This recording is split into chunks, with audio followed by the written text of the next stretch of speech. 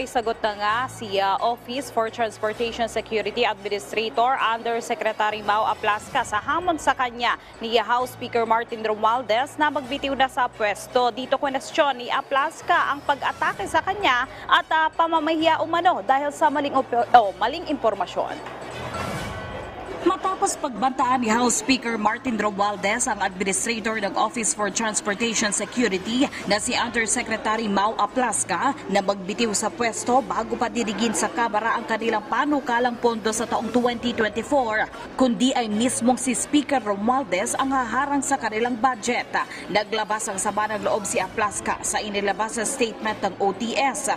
Aminado siyang pati siya ay nagulat sa pahayag na ito ni Speaker Romualdez. Pagko-question niya, bakit siya inaatake sa kanyang posisyon? Gayong wala naman siyang ginawang masama kundi ang linisin ang hanay ng mga korap na opisyal.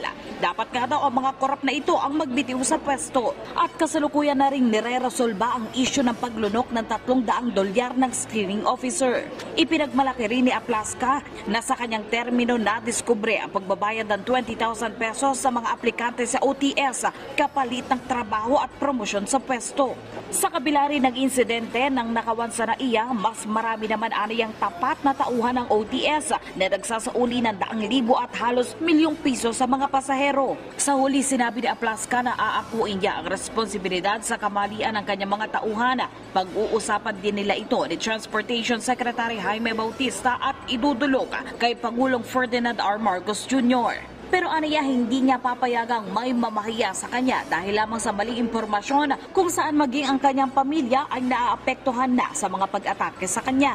Matatandaang hindi lamang ang lumunok ng dolyar ang insidente ng nakawan sa NAIA. Noong Pebrero lamang ay isang screening officer din ang nagnakaw ng pera sa isang Thai national.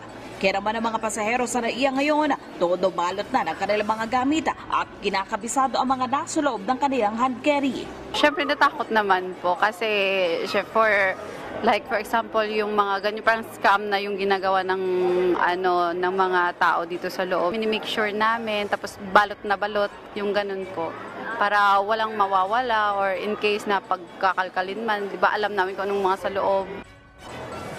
Angelique, sumalang din sa budget hearing ngayon sa Senado ang mga attached agency ng DOTR kung saan nakabilang nga yung Office for Transportation Security. Pero dito ay hindi nga nagpakita si Administrator Aplasca. Angelique. Okay, so Karen, ang balita natin tinanggal na sa pwesto yung agent na nagbantay at sinabing lumunok ng dolyar. Kamusta na ang investigasyon? Tapos na ba yun pagkatapos din natanggalin sa pwesto ang taong ito? Actually, Angelique, hindi pa, no? At sa ngayon, sinabi nga ng OTS na 4 na katao yung kanilang iniimbestigahan dito sa huling insidente ng pagnanakaw sa NAIA. Tama ka, ito nga yung lumunok ng dolyar at ayon nga sa OTS, posibleng abutin pa ng 1 buwan yung kanilang investigasyon dito. Pero kanina sa Senado ay pinagmalaki nga ni Secretary na tauhan ng OTS dahil nga na may kinalaman nga sa mga insidente ng pagnanakaw sa NAIA. Angelique. Alright, maraming salamat sa iyo, Karen Villanda.